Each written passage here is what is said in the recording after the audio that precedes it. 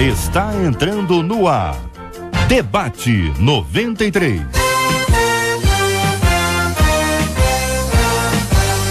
Realização 93 FM.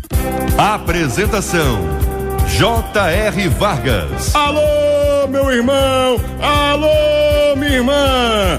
Aqui fala Rafael Pedro. Vem aí, J.R. Vargas. Estamos de volta, começando aqui mais uma super edição do nosso Debate 93 de hoje, nesta segunda-feira, dia 24 de março de 2014. Que a bênção do Senhor esteja aí sobre a sua vida, sobre a sua casa, sobre a sua família, sobre o seu trabalho. Que a bênção do Senhor esteja com você, onde quer que você vá, onde quer que você esteja.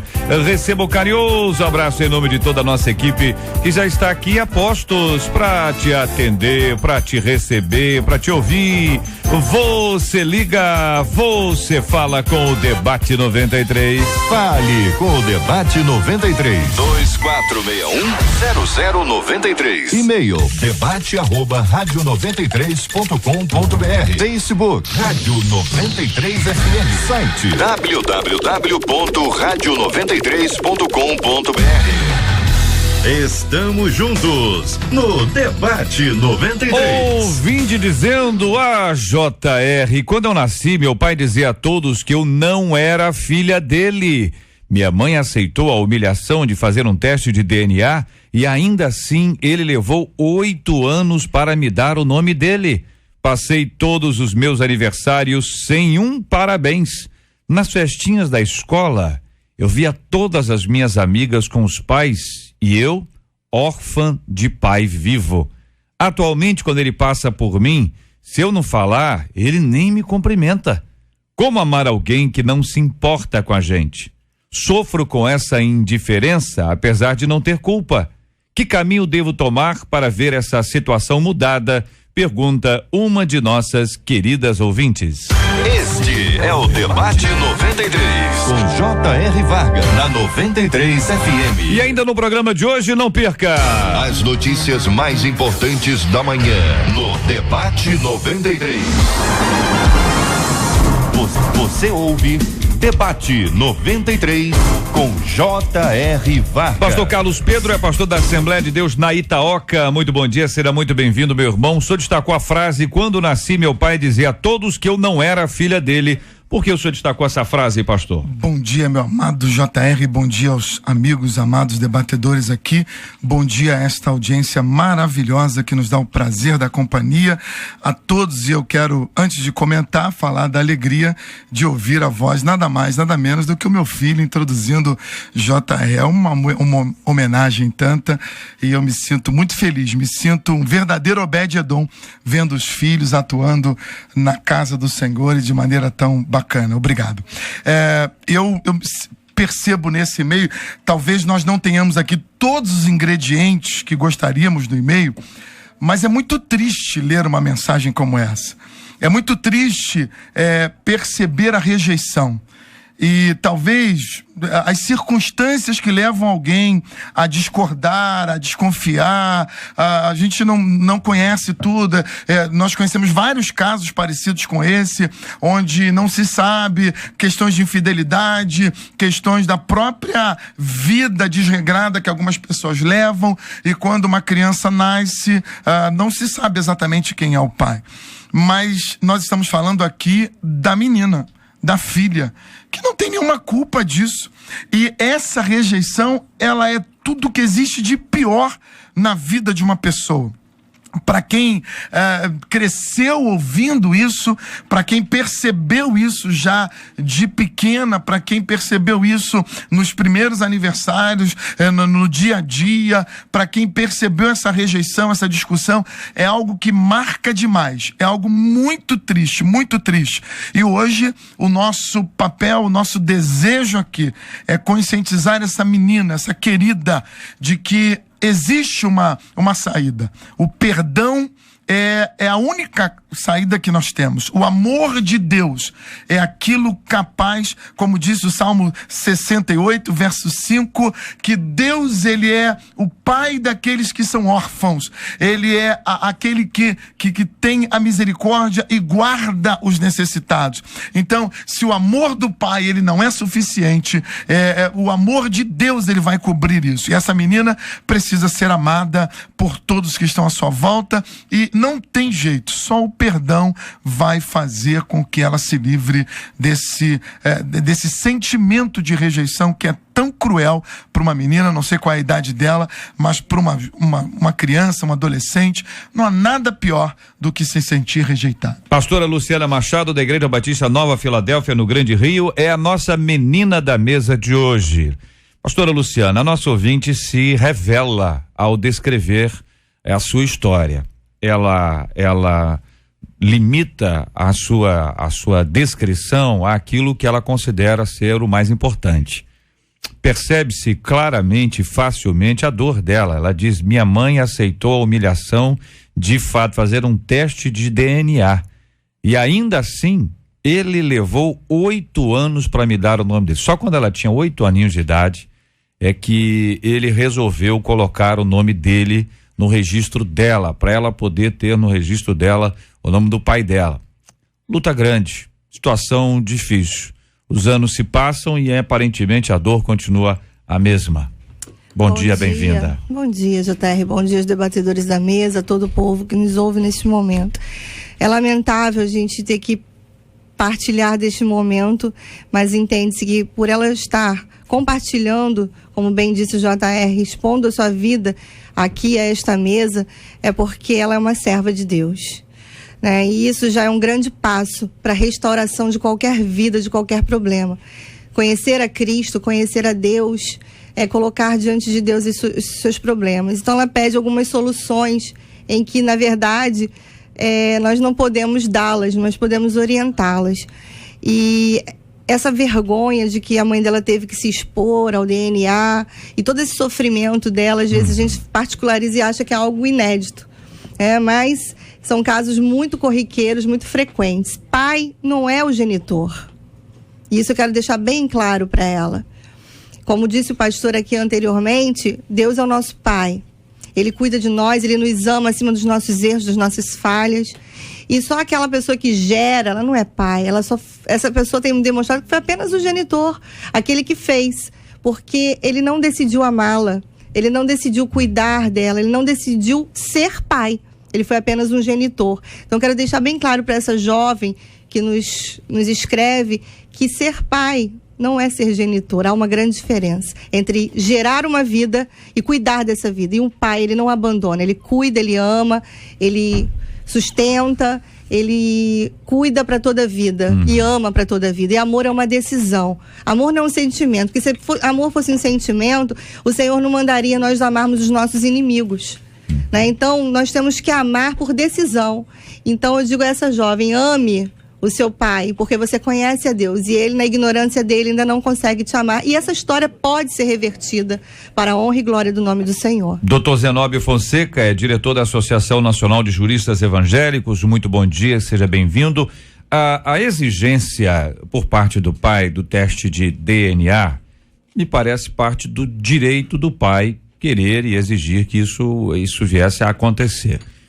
Quando isso de fato acontece, há uma constatação de paternidade, há uma obrigatoriedade desse pai em assumir a criança, em registrá-la, ou isso ainda cabe à decisão paterna? Ele pode eventualmente dizer: apesar da evidência desse teste, ainda assim eu não quero, enfim, de alguma forma ele poderia ter resistido a isso? A dúvida é a seguinte: ao não resistir, ele se manifestou do jeito dele, positivamente a ela, entendeu? Quer dizer, a maneira que ele encontrou de se manifestar positivamente à criança foi registrando-a, embora depois do processo todo do teste do DNA. Era obrigação dele ou ele poderia se recusar a registrar? Bom dia, bem-vindo. Bom dia, JR, bem-vindo.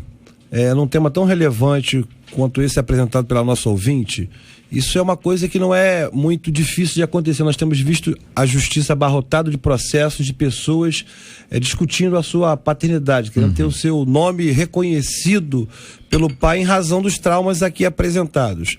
Antes até de responder a tua pergunta, eu observo no e-mail que o fato de o pai ter pedido para fazer um exame de DNA evidencia, na minha visão, de que havia algum tipo de desconfiança na relação pretérita desse casal.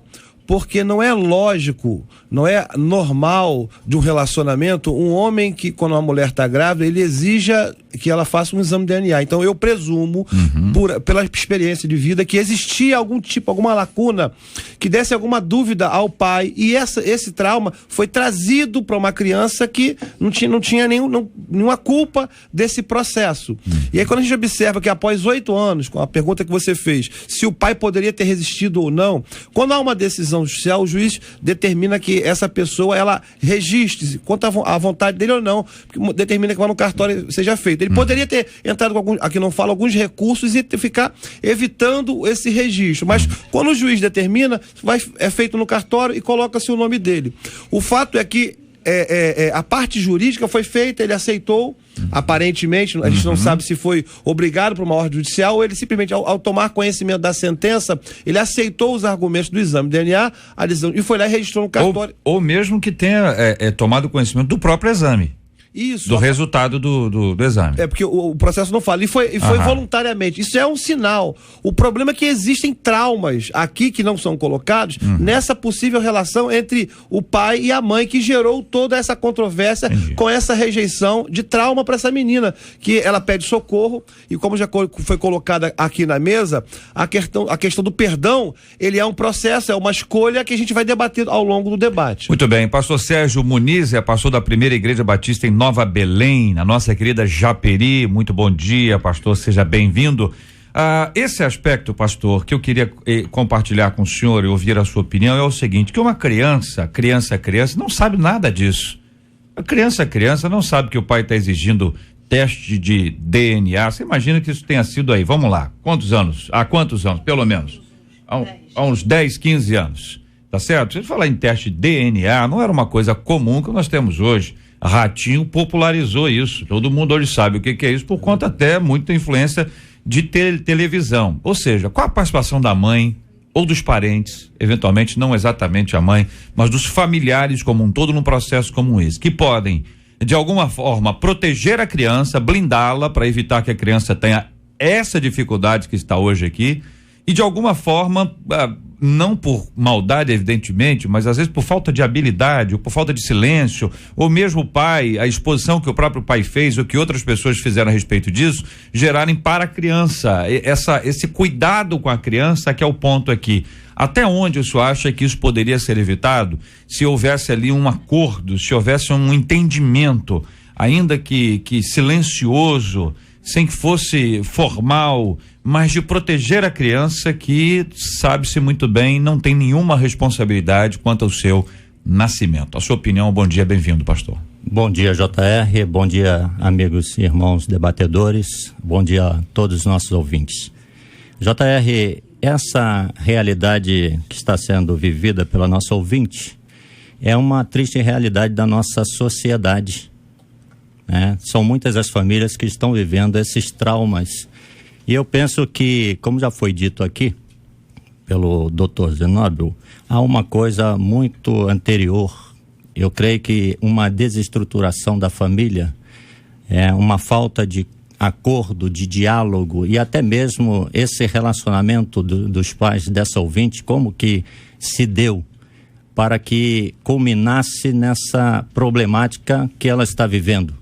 Esse trauma psicológico que tem trazido dores para ela. Então, é uma realidade da nossa sociedade, sobretudo das famílias, essa desestruturação, por falta de amor, negligência, muitas vezes, dos pais em relação ao cuidado dos filhos, uma gravidez que não é planejada, né?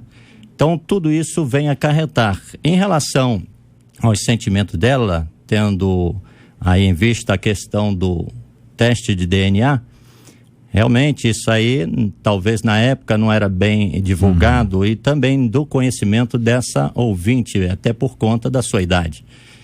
Porém, eu não vejo em relação aqui o problema do DNA, mas o problema do trauma que esta família já acabou gerando na vida dessa ouvinte, dessa adolescente. Né? E agora, o que fazer? Né? Devemos pensar em relação a meios, caminhos que vão trabalhar essa questão para que essa ouvinte possa sair dessa situação. E aqui nós, como debatedores, estaremos sugerindo algumas coisas à luz da palavra de Deus, sobretudo. Porém, penso também que um tratamento terapêutico dessa ouvinte, juntamente com a sua família, amenizaria muito e creio até que abençoaria a sua vida, resolvendo todos esses traumas no seu coração. Eu queria acrescentar, JR, que o trauma sempre vai existir, independente de saber os detalhes. Eu sou filha de pais separados e eu não entendia também a ausência do meu pai. Eu acho que o trauma ele sempre vai existir, sabendo que houve a necessidade de um teste ou não, o afastamento da figura paterna sempre vai gerar essa lacuna no coração de uma pessoa que gostaria de ter o seu pai por perto. Então, como você tocou nesse assunto de por que a família, expôs, por que a família... De que forma foi trazido isso, independente de detalhes ou não, eu quero sempre pontuar isso. Esse trauma sempre vai existir. Essa ausência paterna, essa lacuna, esse vazio sempre vai existir na vida de uma menina que, geralmente, em geral, quem tem filhas aqui, eu não sei... Os pastores têm a filha mulher, a figura paterna é muito presente, né? A menina é mais agarrada com o pai, com a figura paterna. Então, eu, no meu ponto de vista, acredito que essa lacuna, esse trauma, ele sempre vai existir, independente dela saber detalhes ou não, tá? Muito bem, quero continuar ouvindo aqui os nossos companheiros debatedores, nossos ouvintes. A gente teve uma pane aqui no sistema de internet, mas o que, Marcela? Internet, telefone também ou não? Estamos, Lu, com o telefone funcionando agora, né? Voltou o telefone. Então a participação do nosso ouvinte pelo 24610093, fundamental para a gente entender todo o processo que aí está em razão de uma pane aqui, a luz teve uma queda, né? Teve uma queda e aí esse breakzinho traz pra gente algumas dificuldades técnicas e com certeza o nosso pessoal mais do que objetivamente está trabalhando para resolver esse assunto aqui na 93 FM. Você está ligado no Debate 93 com J.R. Vargas. Pesquisa 93. Olha ela aí, minha gente. Marcela Bastos, bom dia. Bom dia, JR. Bom dia aos nossos ouvintes, aos nossos queridos debatedores. A pesquisa é a seguinte: você conhece aí pais e filhos que conseguiram superar anos de mágoa e hoje vivem cheios de amor? Eu vou pro sim. 44% dos nossos ouvintes afirmam que conhecem sim. Quero agradecer a participação dos nossos maravilhosos ouvintes e a participação de todos eles com a gente aqui no nosso debate 93 de hoje. Vamos aí, nós temos uma palavra-chave. Qual é o prêmio da palavra-chave? O prêmio da palavra-chave. Eu quero saber se tem o quê? Piscina? Aquele que tem a piscina? Não. Ele já foi, né? Princesa 93. CD. O negócio do carro. DVD. Camisa, aquela camisa bonita da Princesa 93, uma bolsa da Princesa 93 personalizada. Essa bolsa é o quê, hein? É bolsa de plástico? Não, senhor, é uma bolsa uma bolsa de couro? Não, que couro? Uma bolsa de quê? Uma bolsa de tecido. Tecido? Tecido personalizado pra levar pra praia, ficou um negócio então bacana. É ecobag? Ecobag. Olha aí, sabe a linguagem, tô aqui antenado, então é uma ecobag. Não, que você falou bolsa aí, a pastora Luciana tá aí, né? Eu tô olhando a bolsa dela, aquela bolsa dela ali, né? Aquela bolsa ali, uma bolsa top, né? Essa bolsa não anda, né? Essa bolsa desfila sozinha. Muito bem. E aí, então, uma ecobag sensacional, personalizada, exclusiva. Não é escrito lá, multidão não, né? Na multidão não. A pessoa vai no culto e tá todo mundo igual. Não, olha, camisa, é diferente, hein? É diferente. A camisa da Princesa 93 é um escândalo de linda. A gente tem foto no Face, você pode ver se você não tá com a pane aí igual a gente. Você vai ver. Eu tô com a camisa, a pastora Leinha tá com a camisa, é um escândalo. Vocês vão gostar. E no final do mês, você lembra o que vai dar, não lembra? Não. Não, já tem. Não, é negócio do carro? A autoescola. Vamos dar de presente uma autoescola pra você, mulher. Não é pra você aprender a dirigir, você não sabe. Eu tô achando que isso é muito preconceituoso. Isso é um presente assim, parece que vocês estão dizendo que as mulheres não sabem. É a sensação que eu tenho. Não, é a sensação que eu tenho. Eu tenho a sensação. Tem a sensação que vocês estão dizendo o seguinte: olha, nós estamos dando isso pra salvar o planeta, entendeu? Pra salvar o planeta, porque as mulheres.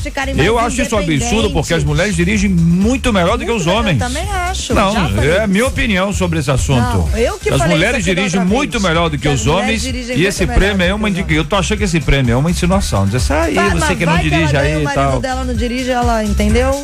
Passa pro marido. Não sei, vai aqui, né? Não, eu perguntei isso da outra vez, você falou que não podia passar pro marido.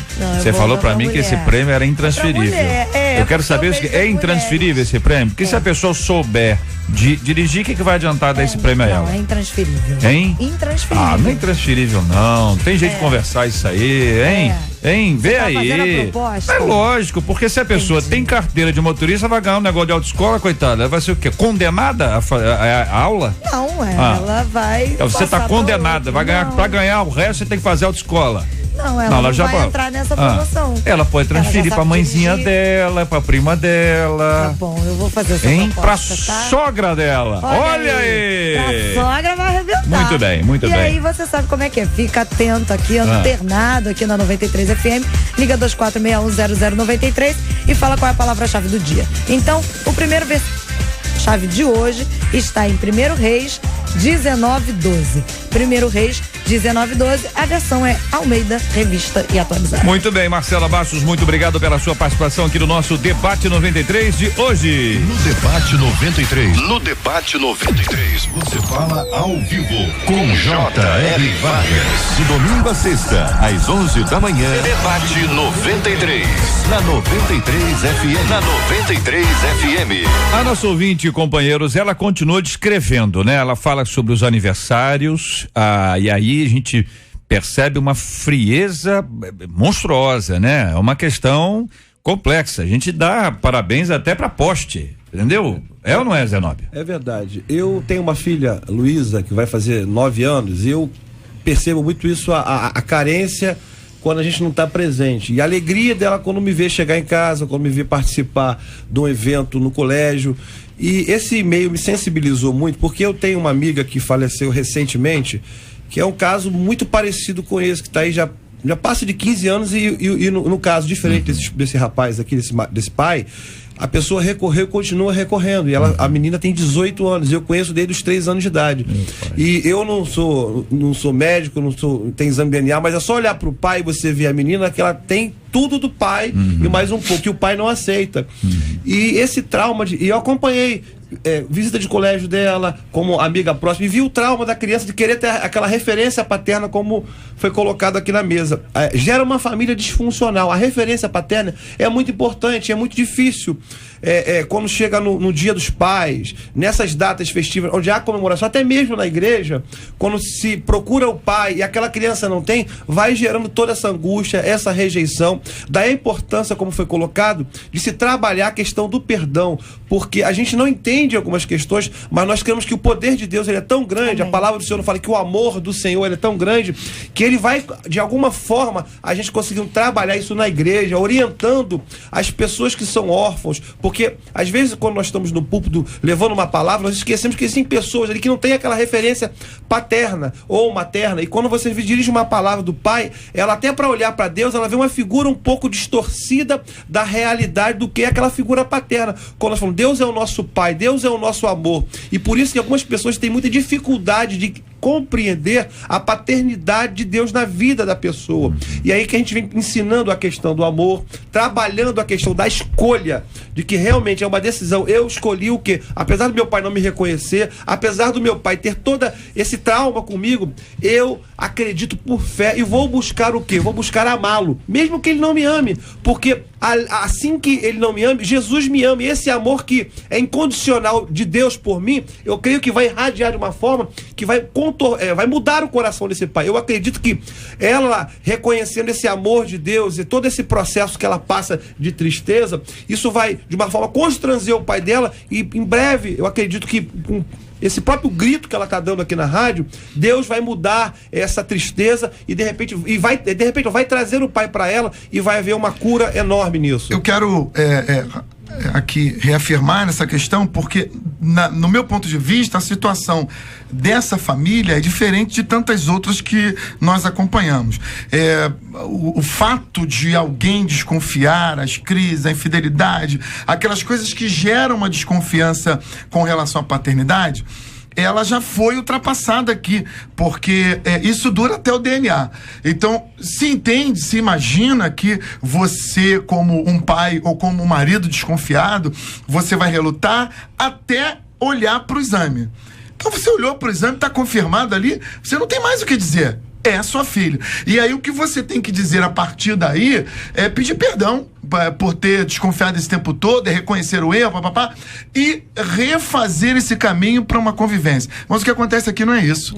O que acontece aqui para mim é claro, uma decisão deliberada dele de não querer conviver com essa menina. E isso é que é mais terrível, isso é que é mais triste. Como é que uma pessoa lida com um pai, que é pai, comprovadamente, foi feito um exame, não bastou a mãe dizer que ele é o pai, não bastou talvez as aparências ou as similaridades físicas, não, tem um exame que comprova, mas ele decididamente não quer se relacionar com essa menina, e isso já dura anos. Vocês entendem que existe uma grande possibilidade dessa criança, dessa menina, lembrar o pai alguma coisa.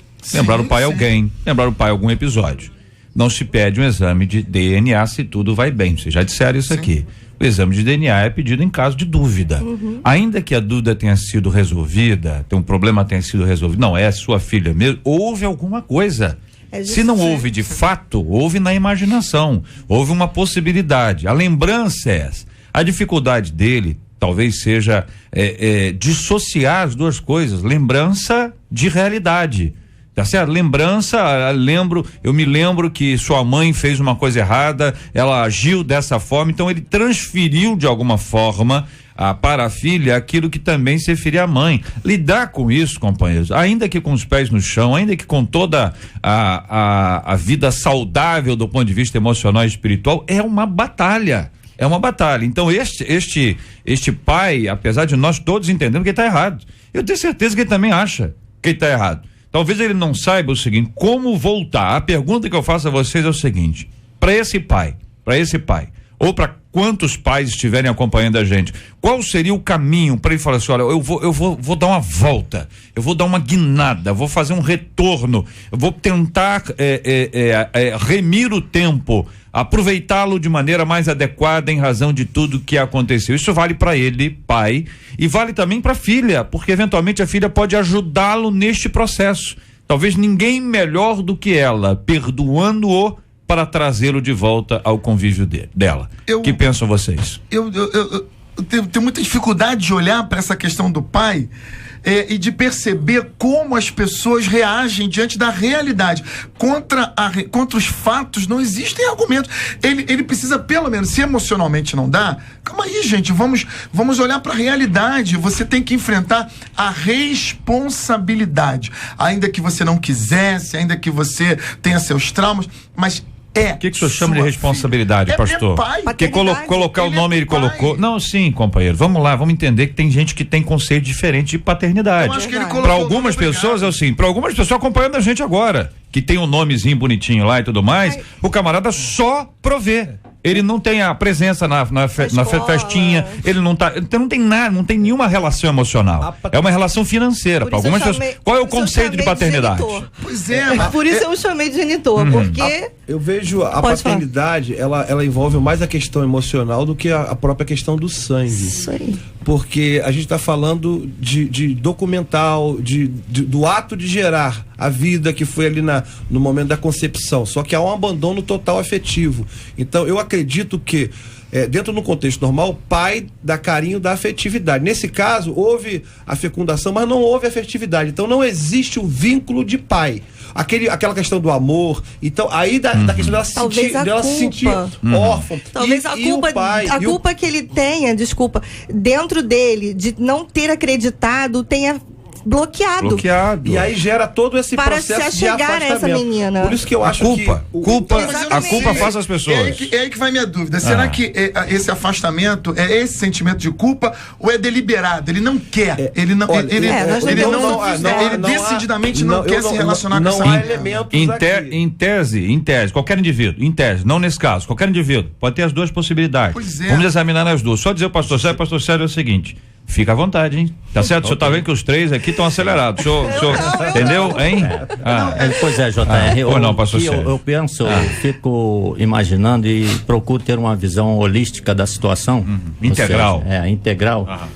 Porque o problema não é unicamente da ouvinte, mas é um problema familiar. Perfeito. E o que levou esse pai a esse esfriamento? Nós precisaríamos fazer aí que a gente chama de anamnese, ou seja, uma pesquisa para buscar os fatos do que realmente gerou tudo isso. Então, o caminho seria buscar nessa família a razão disso tudo, porque essa falta de amor, essa negligência paterna, todas essas coisas que estão acontecendo nessa família, ela tem uma razão de ser. E nós precisaríamos fazer essa análise para poder chegar ao próximo da situação. Deixa eu ver se eu entendi, pastor. O senhor está sugerindo a nossa ouvinte que a partir de uma ajuda externa, de um mediador, Sim, um técnico, um pastor, um psicólogo, né? Um psicólogo. Possa entrar nesse processo para tentar identificar as origens disso. Exatamente. E sobre tudo isso, o tratamento espiritual, como eu já falei com aqui, certeza. Com um pastor que vai realmente tratar esta situação. Como a pastora disse aqui, que em relação a... Me faltou agora, me escapuliu. É muita coisa mesmo. Esse pessoal fala muito, pastor, o senhor tem razão. O que ela falou aqui sobre essa questão da paternidade, dessa rejeição, é necessário se buscar isso, porque a palavra de Deus é a palavra que pode dar essa solução. Olha, para vocês terem uma ideia, companheiros, olha o outro lado. De São Gonçalo, um ouvinte dizendo: às vezes em situações como essas tem muitas coisas que esse pai guarda, e isso não chega ao conhecimento dela, coisa que ele sabe. Talvez quando ela souber, vai poder entender as atitudes do pai. O princípio do outro lado, entendeu? Quem sabe ele está sofrendo com isso, porque as pessoas têm reações diferentes na mesma situação. Ela está tendo uma reação de dor, né, de estar machucando ela. Ele pode estar tendo uma reação, né, no sentido de que os sentimentos dele estão todos anulados. Não que esteja certo, nós estamos tentando, só está tentando explicar as possibilidades. Perfeito.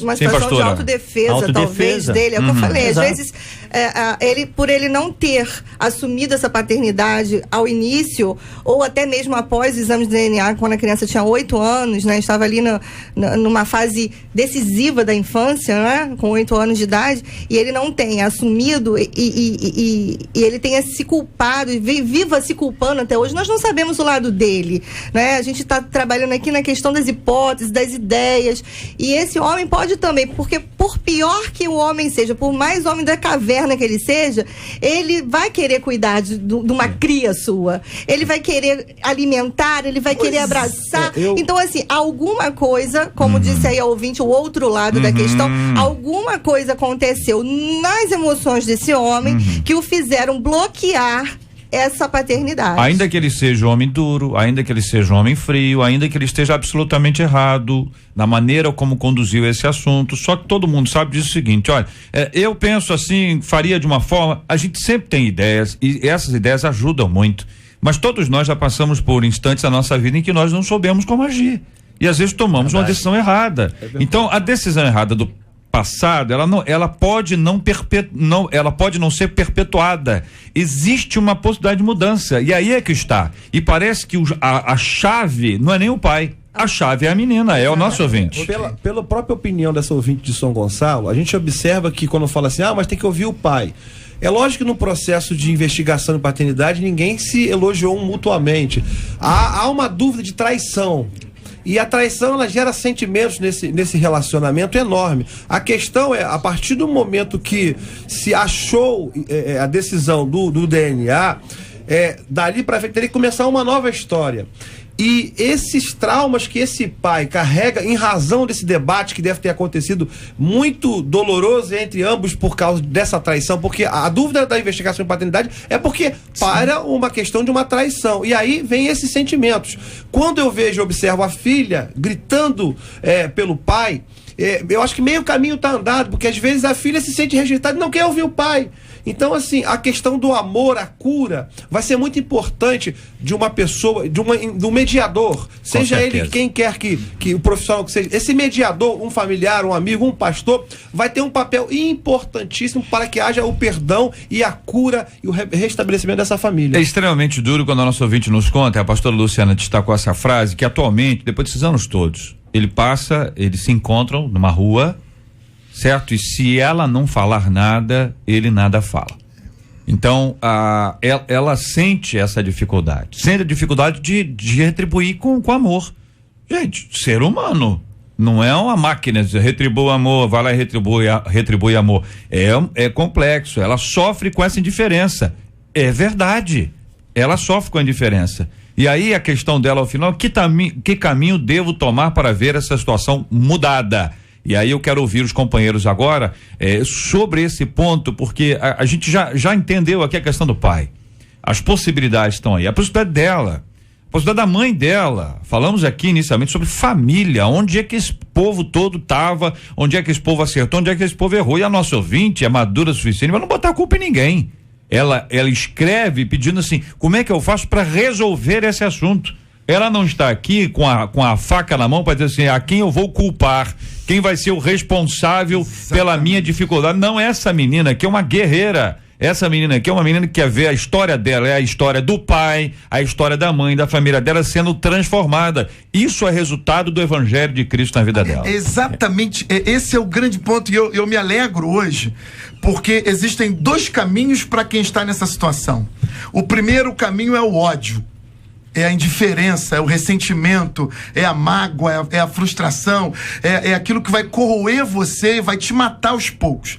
E o segundo caminho, bendito seja Deus, é o evangelho da graça de Cristo Jesus, é o amor de Deus, é o amor capaz de satisfazer essa menina. Então, a primeira coisa que ela precisa trabalhar com a graça de Cristo é o perdão. Não existe nada mais nobre nesse mundo, não existe nada mais digno, nada mais excelente do que o poder do perdão. Essa menina é credora do pai. O pai é que passou a dever, ela não tem culpa nenhuma disso.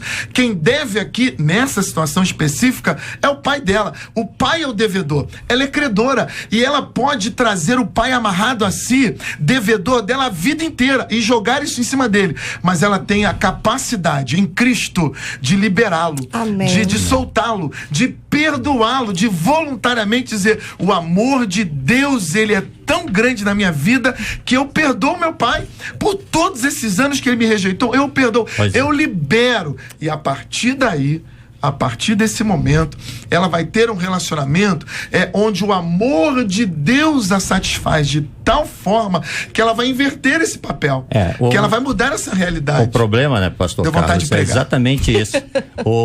Ela tem que primeiro tratar o coração dela, isso diante de Deus, né? E a partir daí, esse tratamento que vai ser pela graça de Deus, pela palavra, talvez ela, não sei exatamente a idade dela, mas ela não tem aí um conhecimento mais profundo dessa graça de Deus em relação à palavra, está na Bíblia, e alguém que possa mediar com o pastor, ou alguém que possa mediar isso para mostrar de uma forma mais clara para ela essa graça que pode solucionar primeiramente o problema dela, porque ela tem aqui, ela diz que ela não se sente culpada. Ela diz que, apesar de tudo, não tem culpa, mas eu creio que lá no coração, no íntimo dela, ela acaba se sentindo culpada, sim, mesmo sem ser. Então ela precisa resolver essa frustração, essa decepção, essa mágoa que está no seu coração, para que ela possa liberar o perdão. E o perdão é o primeiro passo para a cura dos traumas da alma. E isso só é possível com a graça de Jesus. Amém. JR, o meu destaque, como você pontuou aí, como amar alguém que não se importa com a gente. né? A gente não escolhe os temas que a gente vai estar à mesa aqui, né, compartilhando. Mas eu sou vítima da mesma coisa que essa menina passou. E como eu reagi? Como o pastor Carlos falou, eu perdoei. Eu não tinha culpa de ter... Eu nasci dentro de um casamento de pessoas que se amavam, de jovens que se amavam, mas ao separarem, são filhos de pais separados, meu pai rejeitou. E o que eu ia fazer durante toda essa minha juventude, adolescência, né, e aqueles traumas, e eu não era convertida. Quando eu me converti, eu dei essa paternidade a Deus. Eu perdoei. Quando eu fui me casar, eu falei, como que eu vou fazer? Eu vou dar a oportunidade ao meu padrasto de entrar comigo? E se meu pai vier? Como que eu vou fazer? Então eu resolvi entrar sozinha, para não desonrar esse pai que me abandonou. Mas eu devia, pela Bíblia, honrá-lo. É o único mandamento com promessa: honra teu pai e tua mãe para que seus dias prolonguem. Então, ainda assim, eu honrei, não é? Eu perdoei. Então, eu acredito que eu estar aqui nesse momento me faz, por experiência própria, aconselhar essa jovem a seguir com Deus, porque ninguém pode obrigar ninguém a se relacionar, ninguém pode obrigar ninguém a amar, mas você pode. Tudo muda quando você muda. Tudo muda quando você muda. E eu mudei esse meu pensamento de querer obrigá-lo a estar comigo. E simplesmente eu perdoei e aceitei a posição dele de não se aproximar de mim. E Deus cuidou do meu coração. Hoje ele já é falecido, mas eu tenho plena convicção de que aquilo que Deus queria que eu fizesse, eu fiz dentro daquilo que eu aprendi de Deus. Perdoá-lo e deixá-lo livre para estar ou não comigo. JR, de forma bem objetiva, eu acho que uma forma de responder essa pergunta é como ela encontra com ele na rua, é tentar agendar um encontro com um mediador, um familiar, um amigo, para conversar, porque pelo e-mail que ela mostra aqui, parece que esse encontro não aconteceu, para ela poder externar todas essas coisas e o pai verificar e tentar esse encontro. Então, uma mediação por alguém próximo seria muito importante. Por quê? Porque eu acho que o pai tem vergonha quando ele não cumprimenta, ou quando é um sentimento de vergonha também, pela demonstração de afeto que ela tem. Ela poderia estar revoltada, falar mal dele, e ela, quando passa ao cumprimento, ela estende a mão demonstrando amor. Então, de repente, de forma bem objetiva, um encontro para que pudesse iniciar esse processo, porque o perdão, como o nosso pastor colocou, é um processo, e aí vai se trabalhando as emoções e vão surgindo coisas que estão guardadas, que o perdão de Deus, a graça de Deus vai entrar e vai superabundar e vai haver cura aos poucos, vai havendo a cura ao ponto de restabelecer uma nova família. Parece bastante claro. Claro que nós temos aqui uma situação muito difícil, um quadro muito, muito angustiante, é uma coisa que inquieta a gente, não é fácil. A pessoa olhar para trás, para sua história, lembrar, e uma pessoa que tem memória, uma pessoa que guarda as coisas, né, que guarda instantes, ela tá revivendo festa de criança, festa no colégio, aniversário, né, a saudade dela, a vontade de encontrar com o pai. E eu acredito que existem pessoas que, apesar de ouvirem isso tudo, ainda assim se tornam insensíveis. Eu acredito. Existem pessoas absolutamente insensíveis, mas acredito também na ação do Espírito Santo de Deus na nossa vida. Nada acontece por acaso. O tema de hoje é o tema de muita gente. A gente está ouvindo aqui pelo Face, ouvindo as pessoas, a participação dos nossos ouvintes, e a tradução disso é o seguinte: olha, eu já vivi, já passei, conheço gente, enfim, tudo isso é bastante duro. E ao mesmo tempo revela que Deus, ele age nas nossas vidas, que apesar de todas essas lutas e dificuldades, o Senhor, ele nunca nos deixa. E essa paternidade espiritual, afinal de contas, ele nos adotou, ele resolveu nos acolher, ele resolveu nos amar de maneira absolutamente incondicional, nos revela a possibilidade, pela graça de Deus, disso vir a acontecer. Evidentemente, existem situações que não mudam. Nós temos que assumir isso aqui. Existem pais que não mudam. Não se coloca limite ao poder de Deus. Não se trata disso. Se trata de encarar uma realidade. Nem todo mundo que pede para engravidar, engravida. Nem todo mundo que ora para ser curado é curado. A gente sabe muito bem disso. Colocando os pés no chão, joelho no chão e equilíbrio, de maneira saudável, o entendimento, pedindo ao Senhor sabedoria. Pela graça de Deus, essa história é transformada. E uma das maneiras mais extraordinárias de nós observarmos a transformação é através da ação de Deus. A maneira como ele vai agir, minha gente, nós não sabemos. O que a gente sabe é que Deus nunca deixa de nos socorrer. E esta ouvinte hoje, ao nos escrever, pede socorro. Os debatedores compartilharam diversas lições fundamentais e, ao mesmo tempo, nós temos a segurança e a certeza desse socorro bem presente nas horas de angústia, que é o nosso Deus.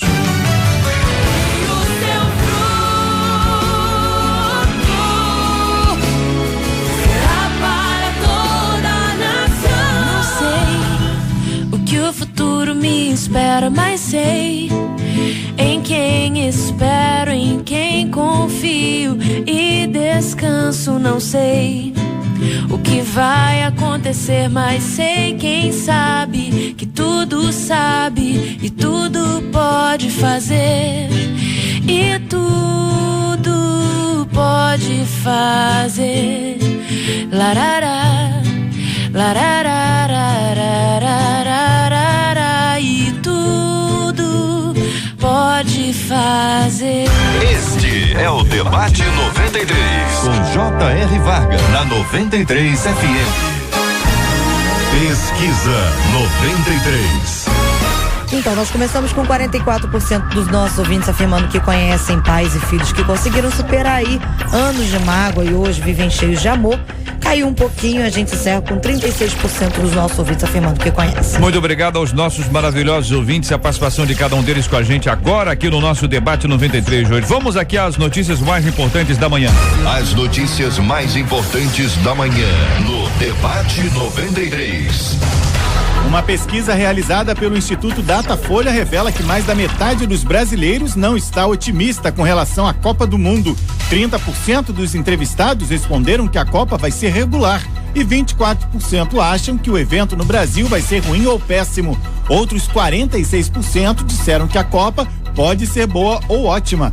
A pesquisa ouviu 2.091 pessoas em 132 municípios das regiões metropolitana e do interior. Os governos estadual e federal se reúnem nesta manhã para definir como vai ser a atuação das tropas federais no combate à violência no Rio de Janeiro. Já se sabe que homens da Força Nacional e das Forças Armadas, Marinha, Exército e Aeronáutica vão compor o reforço. Durante o encontro vai ser definido o número de militares que vão ser cedidos pelo governo federal, durante quanto tempo e em que comunidade eles vão atuar. Parece estar chegando ao fim a angústia das famílias dos passageiros e tripulantes do voo da Malaysia Airlines, desaparecido desde o dia 8 de março. No fim de semana, aviões da China avistaram ao sul do Oceano Índico peças grandes na cor branca que podem ser da fuselagem da aeronave. Bancos e cintos de segurança também teriam sido vistos. Agora de manhã, aviões da Austrália voltaram a sobrevoar a área e avistaram novas peças. O governo da Malásia informou que navios estão próximos à área para fazer o resgate do material e confirmar se são do voo MH370. Pastora Luciana, tá otimista em relação à Copa ou tá pessimista? Olha, acho que a Copa é um dos eventos mundiais mais alegres e mais importantes que há.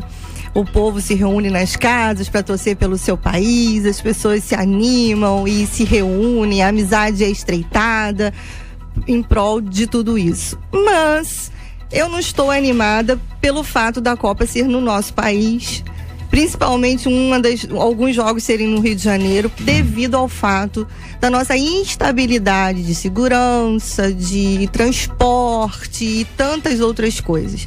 Então eu tô como esses entrevistados, não estou otimista, estou também pessimista e acredito que essa pesquisa se dá ao fato justamente desses problemas que vivemos no nosso Rio de Janeiro. Você acha que a Copa era mais legal quando era fora?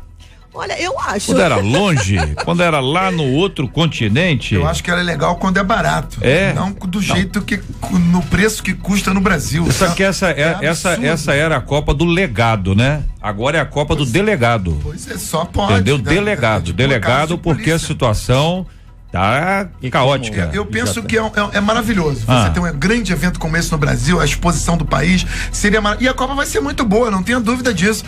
Vai dar tudo certinho, a foto vai ficar maravilhosa. Só que o preço que nós estamos pagando é alto demais. E as Forças Armadas aí que já estão vindo aí, as Forças Armadas aí, pastor Sérgio, sua opinião sobre a chegada das Forças Armadas aí?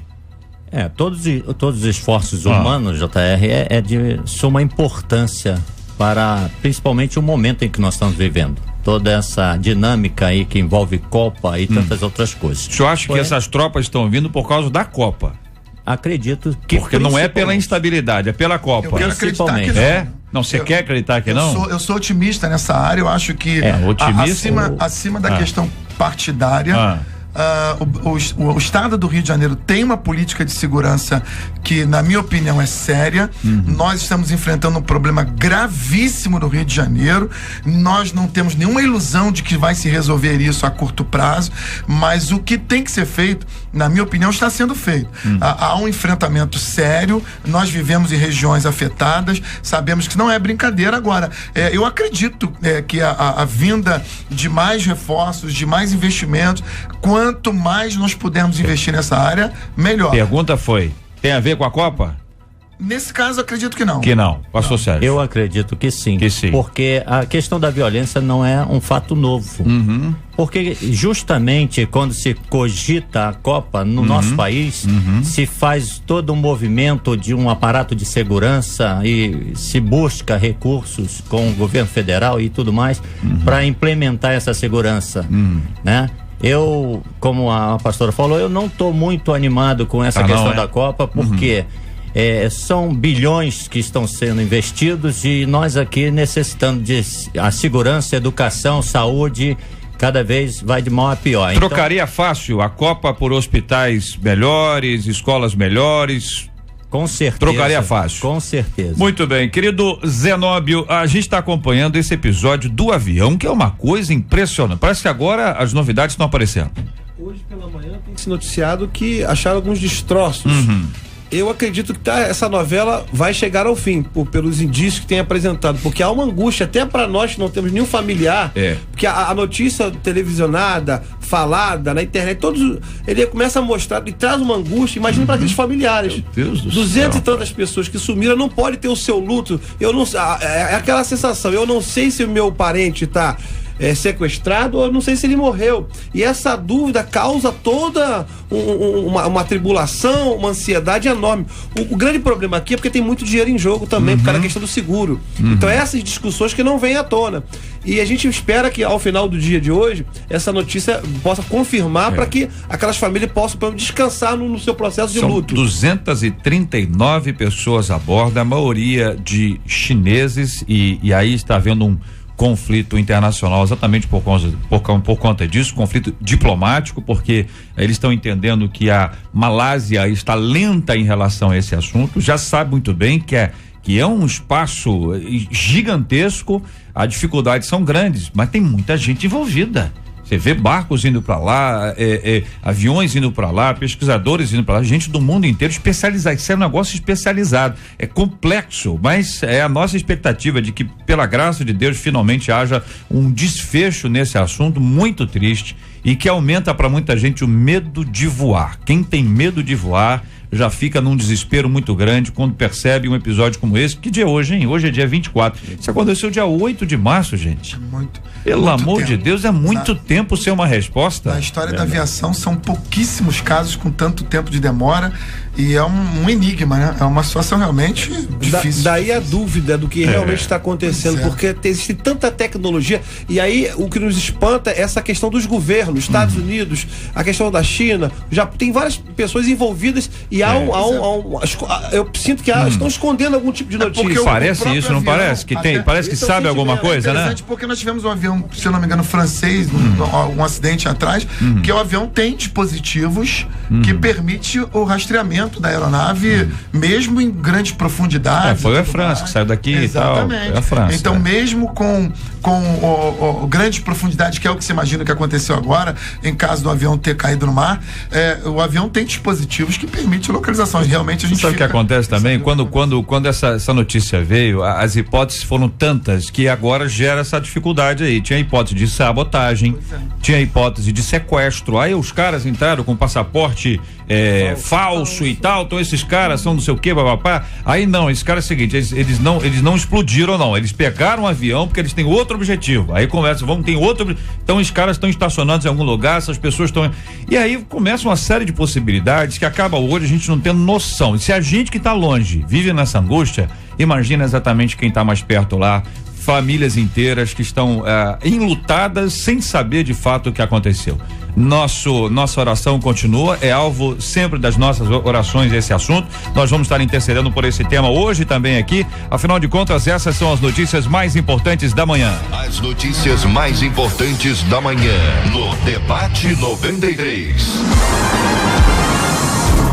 Você ouve Debate 93 com J.R. Vargas. Ouvinte dizendo: J.R., eu estou na reta final da minha faculdade, também rumo ao altar. E noiva, olha aí, hein? Vai casar, hein, minha irmã? Bom, trabalho informalmente e até tem sido suficiente para os meus gastos, mas não o suficiente para me sentir realizada. Eu quero trabalhar na minha área. Agora nem sei mais se vale a pena me casar assim. Ih, rapaz, olha aí, hein? Deu ruim, hein? Como assumir o compromisso do casamento quando me sinto infeliz comigo mesma? A infelicidade na vida profissional pode atrapalhar a felicidade do casamento? Qual é o peso da vida profissional para o bom relacionamento do casal?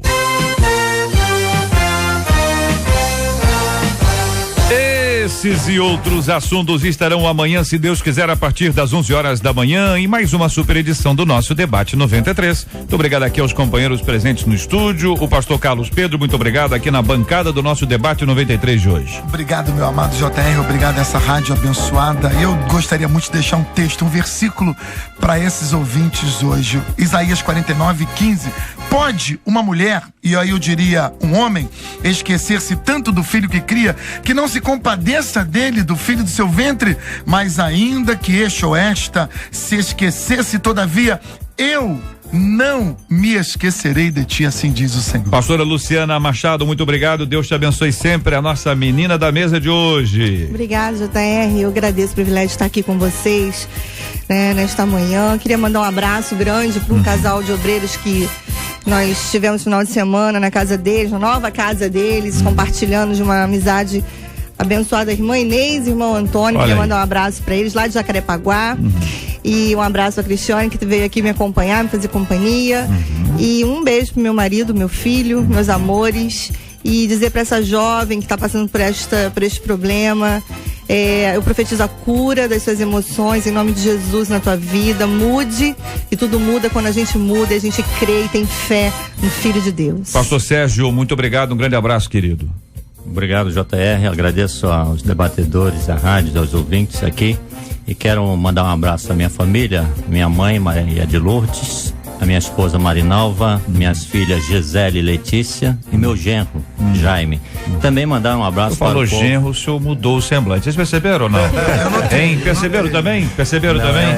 Ele deu um sorrisinho assim. Eu notei que veio no bilhete escrito. Foi difícil, não saiu fácil. Tô brincando. Saiu muito fácil. Só até riu, ficou feliz Já que mandaram mandar esse abraço, eu vou mandar. Ficou feliz em mencionar. Vocês perceberam também, gente? Eu na hora que percebi que tinha um bilhete ali. Não esquecer, né? Não esqueça. Mandar um abraço para o povo da PIB de Nova Belém. Pegaram o seu pé hoje aqui, pastor Sérgio, hein? E a PIB de Nova Belém estará completando 29 anos no próximo dia 29 agora. 29 de março, exatamente. Também mandar um abraço para os pastores da Ordem Batista Ebenezer, da qual eu sou presidente, e a Associação Batista Ebenezer. Maravilha. E a todos os nossos ouvintes, quero deixar para a ouvinte que trouxe esse dilema para que nós aqui sugeríssemos, eu quero deixar o Salmo 42 e dizer para ela: louve ao Senhor, busca o Senhor, porque a cura vem do Senhor. Amém. Muito obrigado, doutor Zenóbio, aquele abraço, querido.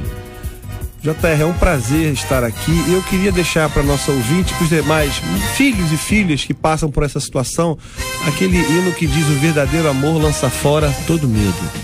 E deixar como pai para minha filha que está me ouvindo, 8 anos, dizer: Luísa, eu te amo. E que você, pai, que porventura passa por um processo desse possa reconhecer e saber a importância do que é uma paternidade para sua filha. Deixo também aqui, JR, um abraço para minha igreja querida, Alagoinha, Niterói. E tem um pastor que vem sempre aqui, ele fala, Zé Nalva, quero ver você mandar um abraço para mim. O pastor Guilherme da Igreja Metodista. Guilherme, um forte abraço para você. Deus te abençoe, querido. Bênção Puríssima, muito obrigado aqui no estúdio com a gente, aqui a presença da Cristiane Aguiar e do Marcos Antônio, muito obrigado. Quero agradecer também a toda a nossa equipe trabalhando aqui pela realização do nosso debate 93 de hoje, a Marcela Bastos, Luciana Vasconcelos, Letícia Roseno, Fabiano Fernandes, Jair Cardoso, Juliano Medeiros, Lucas Cruz, Vanese Rodrigues e a nossa Kátia Regina, a popularíssima Catita. Voltamos amanhã, se Deus quiser, a partir das 11 horas da manhã para mais uma super edição do nosso debate 93. Vou pedir à pastora Luciana para orar conosco. Vamos apresentar o tema de hoje, diante de Deus em oração, como a gente sempre faz. Vamos orar também pelas notícias mais importantes da manhã, lembrando especialmente dessa questão que envolve o avião e essa situação sinistra ainda sem uma resposta efetiva. Continuamos a orar pela cura dos enfermos e pelo consolo dos enlutados, em nome do Senhor Jesus. Oh Deus querido, Paizinho de amor, muito obrigada, Senhor, por esta manhã, nesta mesa debatedora, por tudo que foi colocado aqui, pelos questionamentos desta ouvinte, Senhor, seja com esta menina, Senhor, em nome de Jesus, traz a cura ao coração dela, Pai, que ela possa, Senhor, entregar a Ti as suas aflições e que esse debate tenha sido esclarecedor para a vida dela de alguma maneira. Pai, nós entregamos a Ti os enlutados, encarcerados, as pessoas que sofrem, Pai. Oh Deus, dá um refrigério a essas vidas. Este avião, Senhor, que sumiu, esses parentes estão aflitos, Pai. Seja com eles, Pai. Toma conta, Senhor, deste Rio de Janeiro. Meu Pai, que vive uma violência terrível. Ônibus sendo queimados, coisas acontecendo, tantas mortes, Senhor. Oh, Pai, tenha misericórdia. Entregamos em Tuas mãos porque sabemos que Tu tem cuidado de nós. Porque ainda que sejamos infiéis, o Senhor é fiel. Muito obrigado pelo Teu amor, em nome de Jesus. Amém. Que Deus te abençoe. Você acabou de ouvir Debate 93.